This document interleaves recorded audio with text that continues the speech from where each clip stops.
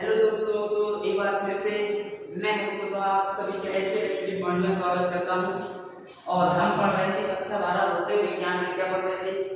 प्रकाश का परावर्तन, जिसमें हमने जाना था कि प्रकाश क्या होता है, प्रकाश के गुणों के बारे में जाना था। फिर अगली क्लास में जाना था प्रकाश के परावर्तन के बारे में, और उसके बाद जाना था दर्पण और प्रतिबिंब के बारे में जाना था। तो इसीलिए आज हम नई क्लास लेके आए, गोलीय दर्पण की वक्रता त्रिज्या r तथा फोकस दूरी f में क्या संबंध, रिलेशन बिटवीन गोलीय दर्पण की वक्रता त्रिज्या और तथा फोकस दूरी f में क्या संबंध, रिलेशन बिटवीन वक्रता त्रिज्या।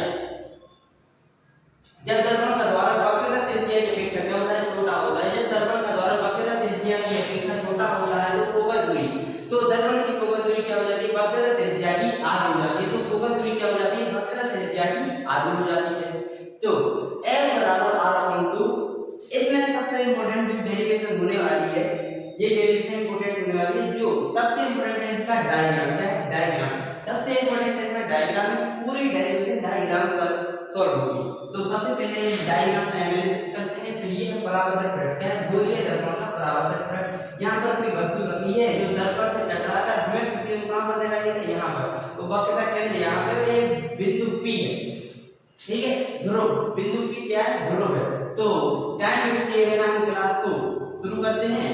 तो सबसे पहले हम जानेंगे क्या आपतन कोण। आपतन कोण आप सभी जानते हैं, हम लोग पढ़ चुके हैं। क्या है आपतन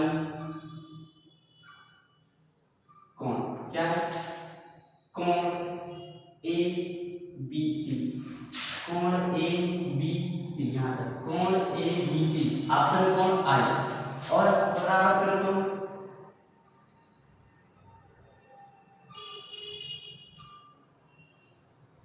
परावर्तन कोण क्या है, कोण सी बी एफ, क्या है सी बी एफ, क्या है सी बी एफ। अब हमने पढ़ा था परावर्तन का द्वितीय नियम, क्या पढ़ा था, आपतन कोण आई परावर्तन कोण आगे क्या होता है, बराबर होता है। तो मैं तो है कोण A B C equal to कोण सी बी एफ। इक्वेशन 1, समीकरण 1 किसके नियम से, परावर्तन के द्वितीय नियम, किसके परावर्तन के द्वितीय नियम से। समीकरण हमारा बन गया समीकरण 1, समीकरण 1।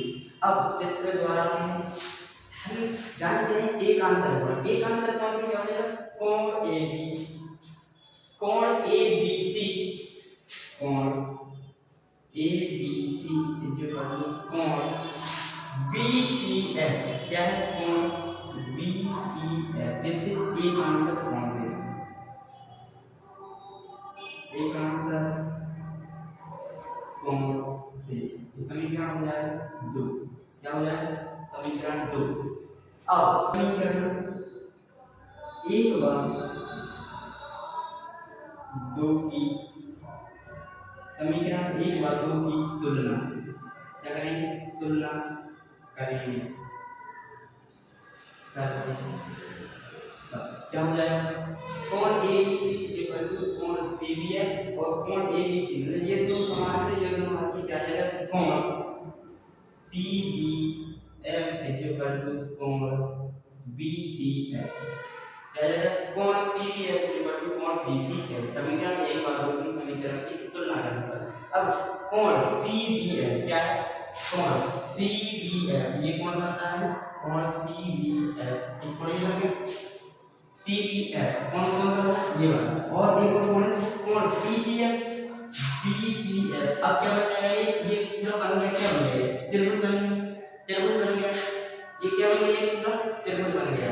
ये क्या हो जाएगा, कोण B F equal to C F. यहाँ तक समझ में आया आपतन कोण परावर्तन कोण, आपतन कोण परावर्तन कोण बराबर होते हैं। किस नियम में हमने पढ़ा था, परावर्तन के द्वितीय नियम पढ़ा था।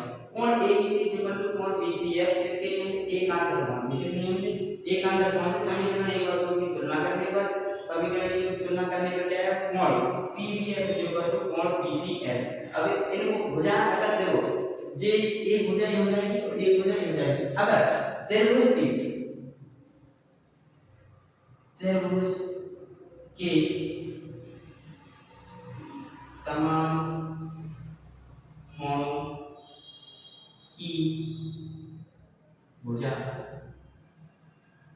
समान होती है। तब क्या हो जाएगा? तब क्या हो जाएगा? कोण समान भुजा होती है। भुजा क्या होगी? CF is equal to BF। CF is equal to हो जाएगी BF। क्या हो जाएगी? CF इज इक्वल टू हो जाएगी, एक भुजा ये हो जाएगी, एक भुजा ये हो जाएगी। त्रिभुज के समान कोणों की भुजा समान होती है। त्रिभुज के समान कोणों की भुजा क्या होती है? समान होती है। तो हो जाएगी CF is equal to BF। अब ये बन जाएगा समीकरण 3। क्या बन जाएगा? समीकरण 3। यदि दर्पण का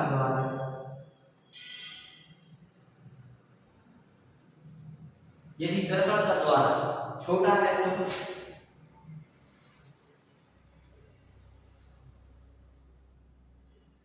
तो बिंदु P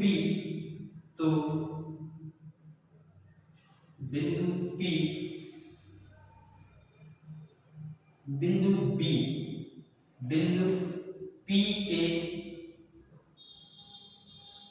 निकट होगी। बिंदु P क्या होगी? बिंदु P के क्या होगी? निकट होगी। तब बिंदु P इक्वल टू बिंदु P, तो इसमें क्या हो जाएगा? CF equal to PF। यहाँ तक सबको समझ में आ गया। इसके बाद अब हम देखेंगे चित्र से क्या है। यहाँ तक की यहाँ से यहाँ तक की लंबाई क्या हो जाएगी? CP इक्वल टू क्या हो जाएगी? CP equal to CF plus में FP। क्या हो जाएगी? CF प्लस में FP या PF। क्या हो जाएगी? या PF। क्या हो जाएगी? CP equal to CF plus में PF। यहाँ रखना हम यहाँ पे देख चुके हैं क्या कर चुके हैं? CF equal to PF। CF equal to PF मतलब रख देंगे तो CP equal to PF plus में PF और CP इक्वल टू क्या हो जाएगा? 2PF हो जाएगा। हाँ, अब एक और इम्पोर्टेंट पॉइंट है यहाँ पर देखो, CP का मान हमारा क्या है? R। क्या C से लेकर P तक की दूरी क्या है? जहाँ CP इक्वल टू क्या है? R। क्या है? R। और PF इक्वल टू क्या है? PF इक्वल टू क्या है? F। क्या है? F। मान सकते हैं किसमें? समीकरण 4 में। समीकरण 4 में मान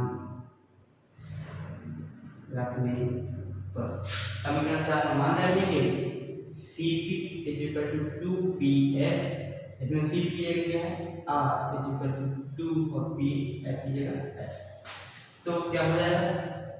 F equal to R/2 focus दूरी वक्रता त्रिज्या की क्या होती है? R।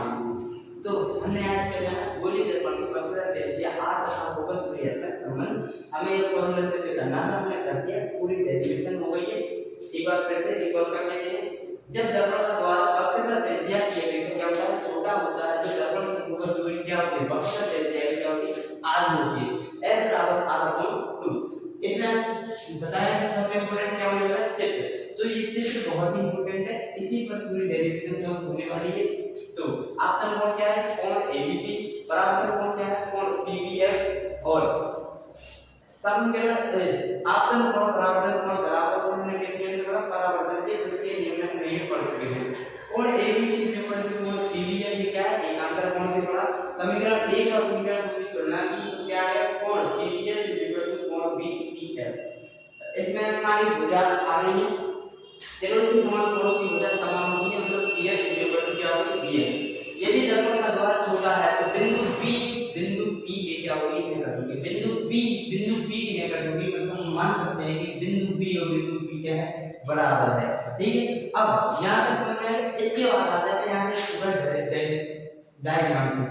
CF मतलब CP का मान क्या है, CP बराबर में ये निकाला CP बराबर क्या है CF प्लस में PF। इन दोनों को जोड़ देंगे तो हमारा CP का मान आ जाएगा, CP का मान आ जाएगा जहां पे हमने पढ़ा है CF इक्वल टू क्या आ जाएगा PF, मतलब CF इक्वल टू क्या है PF, तो CF की जगह हमने PF रख दिया, दोनों को जोड़ दिया तो क्या आएगा CP इक्वल टू 2PF। अब आते हैं फिर से डायग्राम, जहां CP का मान क्या है R, CP का मान क्या है R है, और FP का मान क्या है, FP का मान क्या है F है, क्या है FP का मान क्या है F है। तो समीकरण 4 में मान रखने पर CP बराबर 2PF और R बराबर 2F और F बराबर हो जाएगा R/2, मतलब फोकस दूरी वक्र त्रिज्या की आधी होती है।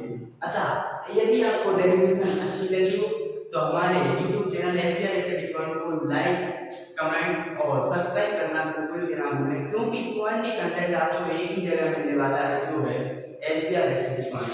अब हम बात करने वाले हैं चिन्ह परिवार की, क्योंकि जो भी हमारे एग्जाम में सवाल आते हैं तो सबसे बहुत इंपॉर्टेंट होने वाली है कि अवतल लेंस के लिए वस्तु की दूरी के आगे क्या करना, माइनस करना है, प्लस करना है, ये बहुत इंपॉर्टेंट होने वाली है अवतल लेंस। तो दूरी मतलब वस्तु की दूरी क्या कहलाती है u, क्या कहलाती है u, वस्तु की दूरी क्या कहलाती है u। अगर अवतल लेंस में सवाल आए कि अवतल लेंस में वस्तु की दूरी मतलब कि 10 सेंटीमीटर दी है, तो अवतल लेंस में क्या आएगा, वस्तु की दूरी अगर 10 सेंटीमीटर दी तो हमें क्या लेना पड़ेगा माइनस, और उत्तल लेंस की बात चले तो वस्तु की दूरी में क्या आता है, उत्तल लेंस में क्या आता है माइनस। जैसे अवतल लेंस में माइनस आता है और उत्तल लेंस में क्या आता है माइनस। वस्तु की दूरी की बात चले तो दोनों साइड में क्या लेना पड़ता है माइनस।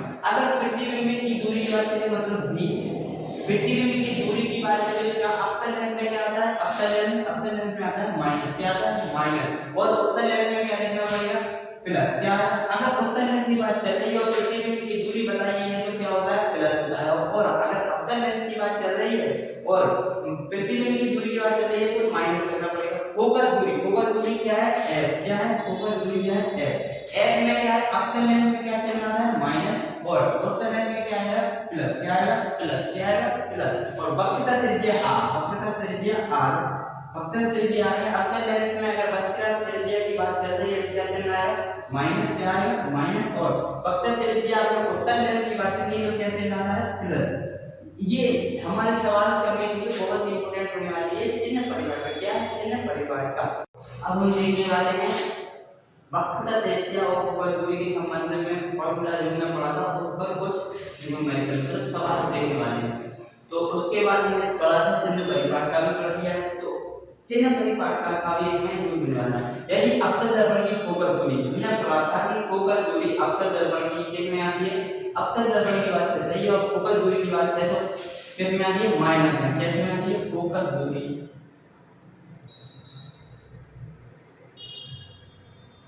फोकस दूरी कितनी देगी 15 सेंटीमीटर। लेकिन चिन्ह परिवार का हमने पढ़ा है कि फोकस दूरी की बात चल रही है और अवतल दर्पण की बात चल रही है तो किस में देंगे माइनस में। अवतल दूरी माइनस के 15 सेंटीमीटर, फोकस दूरी कितनी देगी माइनस के 15 सेंटीमीटर, और वक्रता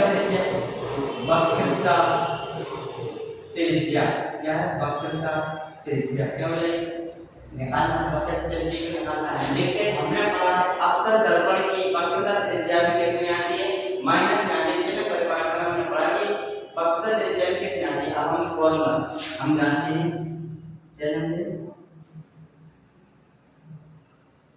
हम जानते हैं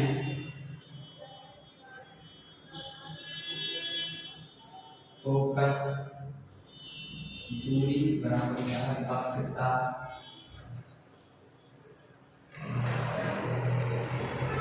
त्रिज्या बटे हमें क्या निकालना है वक्रता त्रिज्या f बराबर r/2 हमें निकालना है क्या r, तो हो जाएगा r बराबर 2f, ठीक है r निकालना है r बराबर 2 into f का मान कितना है माइनस के 15, कितना है माइनस के 15, तो r बराबर कितना हो जाए 15 की 3 लिखा है कि माइनस के सेंटीमीटर। और हमने पढ़ा है कि अवतल दर्पण में वक्रता त्रिज्या कितनी होती है माइनस में। चिन्ह परिवार का हमने पढ़ा है अवतल दर्पण की वक्रता त्रिज्या क्या होती है माइनस होती है, तो अतः हमारा आंसर माइनस में है, मतलब हमारा आंसर सही आया है।